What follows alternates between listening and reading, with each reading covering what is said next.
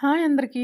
ఈరోజు నేను మీకు ఆంధ్ర స్పెషల్ ఆవడ చేసి చూపించబోతున్నాను. దీనికి నేను ఒక కేజీ మినపప్పు తీసుకున్నాను. శుభ్రంగా కడిగి చక్కగా గట్టిగా రుబ్బుకోవాలి గారెల పిండికి. నేను ఇప్పుడు మామూలు బ్రేక్ఫాస్ట్లోకి గారెలకి కొంచెం పిండి తీసుకుంటున్నాను, రుబ్బిన పిండి.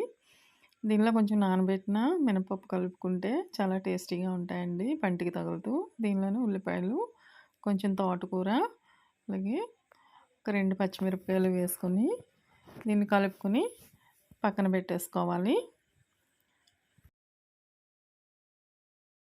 ఇప్పుడు 1 లీటరు పెరుగు తీసుకొని ఒక వెడల్పాంటి గిన్నెలో వేసుకోండి. 1/2 కేజీ పప్పుకి 1 లీటర్ పాలు తీసుకుంటే దానిలోకి ఇంచుమించు 22 నుంచి 25 గారెలు వేసుకోవచ్చు మనము. చూడండి, పెరుగు ఇలా గడ్డలు లేకుండా స్మూత్గా కలిపి పక్కన పెట్టుకొని దీనిలోనే పోపు వేసుకోవాలి. ఆవాలు, కరివేపాకు, ఎండుమిర్చి, అలాగే దీనిలోకి టేస్ట్కి సరిపడా సాల్టు, కొంచెం పసుపు, 1 గంట నానబెట్టుకుని మెత్తగా రుబ్బుకున్న ఆవపిండి వేసుకుని బాగా కలుపుకొని పక్కన పెట్టుకోండి. ఆవపిండి వేసుకుంటే గారెలు చాలా టేస్టీగా ఉంటాయండి, ఆవడలు. ఇప్పుడు స్టవ్ పై కడాయి పెట్టుకుని ఆయిల్ వేసుకుని గారెలు వేసుకోవాలి. ఈ గారెలు ఫ్రై అయిన తర్వాత మనము ఒక గిన్నెలోకి వాటర్ తీసుకొని, నేను పెరుగు తీసిన గిన్నెలోనే వేసుకున్నాను.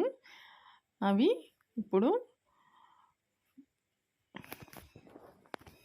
వాటర్లో వేసుకోవడం వల్ల వాటిని పట్టుకున్న ఆయిల్ వదిలేస్తుంది. అలాగే పెరుగులో త్వరగా నానిపోతాయి, చాలా స్మూత్గా మెత్తగా ఉంటాయి. చూడండి, ఆవడలు రెడీ అయిపోయినాయి. దీనిపైన కొత్తిమీర, క్యారెట్ తురుము వేసుకుని గార్నిష్ చేసుకోండి. యమ్మీ యమ్మీ ఆవడ రెడీ అయిపోయింది.